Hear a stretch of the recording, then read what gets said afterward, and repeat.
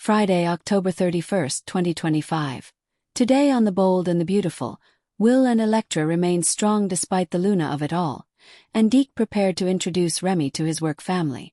As the episode began, Will and Electra were working hard.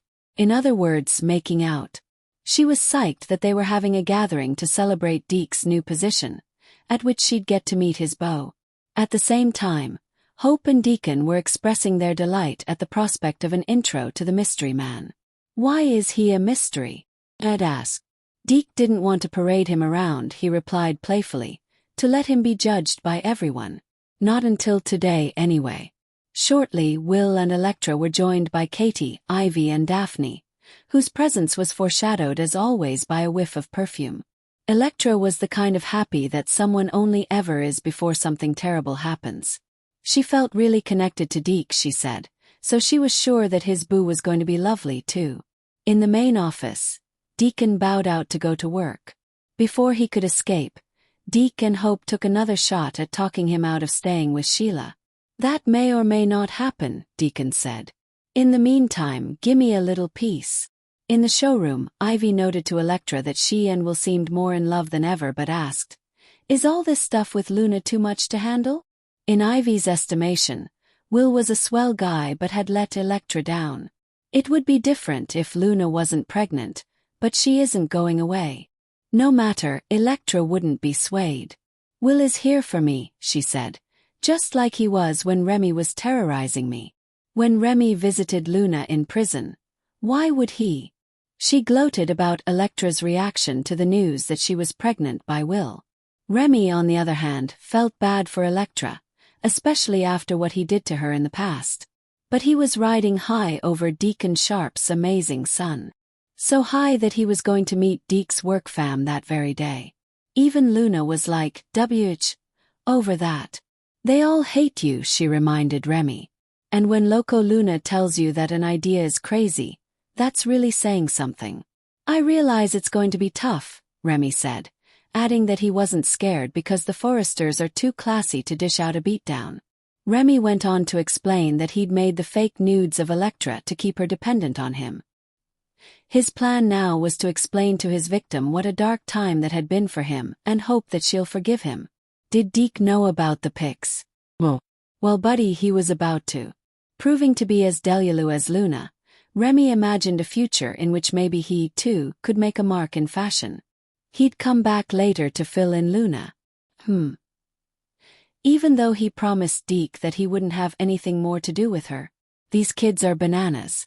Though Luna begged Remy not to let Deke unveil him as his beau, off he went to Forrester anyway.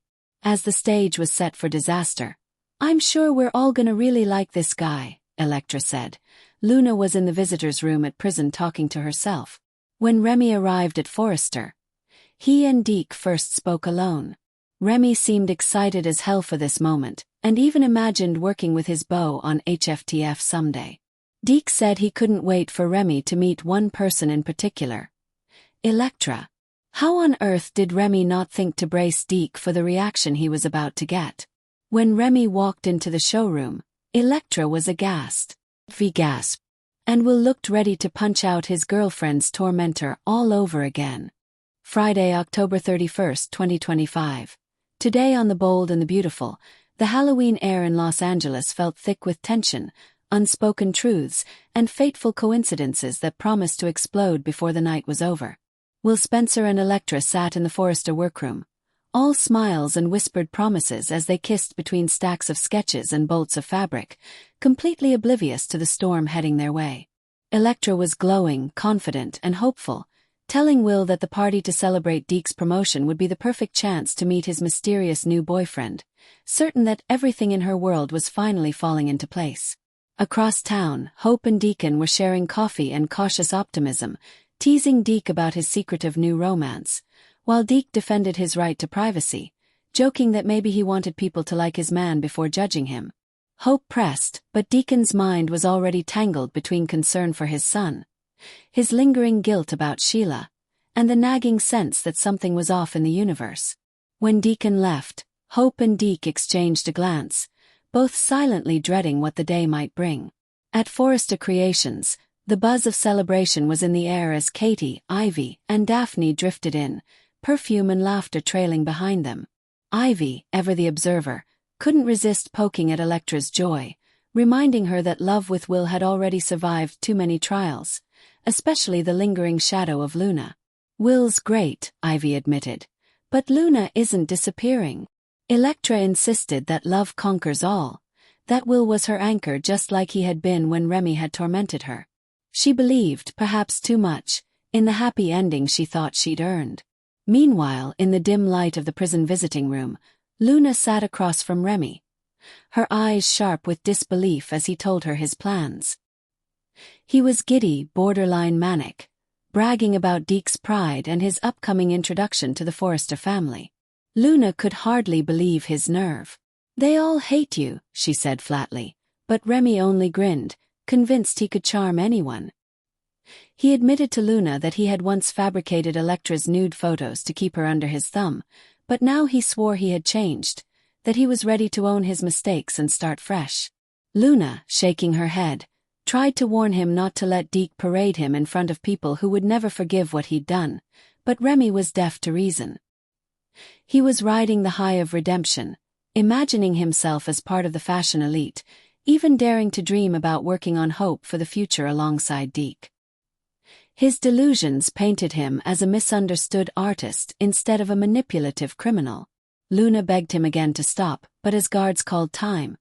He promised he'd fill her in later and disappeared into the hallway, leaving Luna muttering to herself that nothing good ever comes from secrets revealed too soon. Back at Forrester, as Deke adjusted his tie and took one last steadying breath, Hope told him she was proud of his work, proud of his courage, but her words were tinged with unease. Deke reassured her that everything would be fine, that today was about love and second chances, unaware that his entire world was about to implode. Inside the showroom, laughter filled the space as Electra stood by Will's side, talking with Katie and Ivy about future projects. Her eyes constantly darting toward the door, eager to meet the man who'd captured Deke's heart. Even Will, usually the calm center of chaos, smiled and said that he was happy for his friend. Hope arrived just in time to join the crowd as Deke entered, a proud smile lighting his face. "Everyone," he began, "I want